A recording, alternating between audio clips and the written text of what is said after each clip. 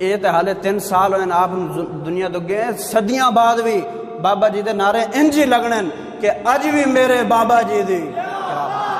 یہ کس واسطے، یہ کیوں نعرے لگ رہے ہیں بابا جی دے؟ اس واسطے لگ رہے ہیں، اقبال کہندا عشق سلطان است و برہان مبی، اور عشق را ہر دو عالم زیر نگی، لا زمان و دوش و فردا یزو اور لا مکان و زیر و بالا یزو۔ اقبال کہندا کہ عشق دا زمانہ بھی کوئی نہیں تے عشق دا مکان بھی کوئی نہیں، کوئی ٹھکانہ کوئی نہیں، لیکن قیامت تک جندا نہ رہنا وہ بھی حضور دی وجہ تو رہنا، اور جن دی قبر دا نشان رہنا وہ بھی حضور دی وجہ تو رہنا، قیامت تک نہ اوندا ہی رہنا جن نے حضور نال وفا کی تھی۔ اقبال دی زبانی کیونکہ اسی گل کردے ہیں تو پھر بڑے بڑے عہدیاں تے بیٹھے نے بھی تکلیف ہو جاتی ہے کہ حافظ خادم حسین کیوں کہا؟ میں کہ او حافظ بھی سن، او عالم بھی سن، او شیخ الحدیث بھی سن۔ تسی علامہ خادم حسین رضوی دا ایک رخ ویکھیا کہ انہوں نے جناب دھرنا دیتا تھے، وہ گالیاں دیتے تھے، انہوں نے 40 سال حضور کی حدیث پڑھائی ہے بیٹھ کر، 40 سال ان کے پیچھے بیک گراؤنڈ بھی دیکھیں۔ یہی تو ہماری قوم کا جناب یہ مسئلہ ہے کہ یہ جناب نہ آگے دیکھتے نہ پیچھے، جن نے لایا گلی انہوں نے ٹور چلی۔ عالم جڑا بندن عالم ادو بندن جدو خادم حسین رضوی دی پہلی تعلیلات خادمیاں ہیں جی، تحسیر ابواب الصرف پڑھ کے لوگ عالم بننا شروع ہوندے ہیں، او خادم حسین رضوی ہے۔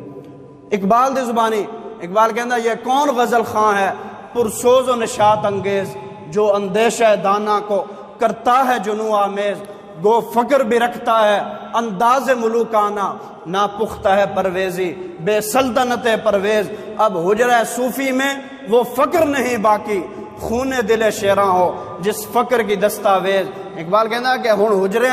او صوفی او غیرت مند فقیر نہیں رہے جڑے خادم حسین رضوی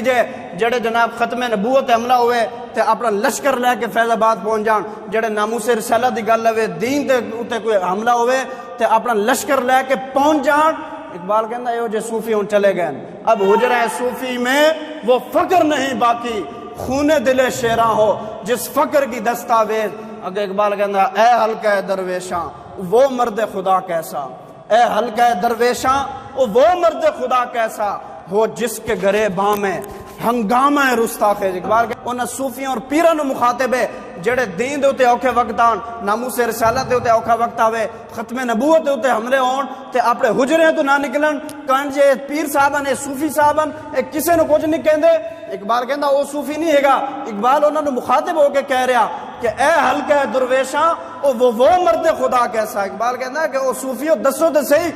او مرد خدا کیو جے ہے جڑا جناب یخ بستہ ہواواں وچ بھی 104 بخار دے وچ بھی پہنچ جائے پورا لشکر لے کے حضور دی عزت واسطے،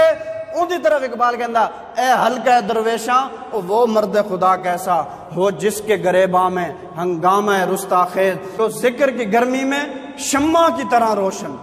جو فکر کی صورت میں بجلی سے زیادہ تیز، کرتی ہے ملوکیت آثار جنوں پیدا، اللہ کے نشتر ہیں تیمور ہو یا چنگیز، یوں داد سخن مجھ کو دیتے ہیں عراق و پارس، یہ کافر ہندی ہے بے تیغ و سنا خوریز۔ اقبال کہنا پریشان نہیں ہونا کہ اج لوگ خادم حسین رضوی تے بک بک کر رہے ہیں، پریشان نہیں ہونا۔ اقبال کہنا کہ مینوں بھی لوگ کافر کہندے ہیں، یہ کافر ہندی ہے بے تیغ و سنا خوریز۔ اقبال کہندا کہ اج جڑے دین دے اوتے کھڑے ہیں، دین دا پہرا دیندے، دین دا کم کردے، انہاں نو لوگ برا بھلا کہندے، بڑی بڑی سیڑھاں تے بیٹھ کے انہاں نو تکلیف ہوندی کہ حافظ کیوں لکھا؟ انہوں نے اقبال جواب دے رہا، اسی نہیں جواب دے رہے، مصور پاکستان شاعر مشرق جواب دے رہا۔ اقبال کہندا کہ یہ کافر ہندی یوں داد سخن مجھ کو دیتے ہیں عراق پر۔ اقبال کہندا کہ جڑے عراقیان پارسیان ایک کہندن کہ اے اقبال کیوں جی شے ہے، نہ دے ہاتھ تلوار ہے، نہ تیر ہے، نہ نیزہ ہے، نہ پسٹل ہے، نہ بم ہے، لیکن یہ کافر ہندی ہے بے تیغ و سنا خوریز۔ اقبال کہندا اندے کول ہے تے کچھ نہیں،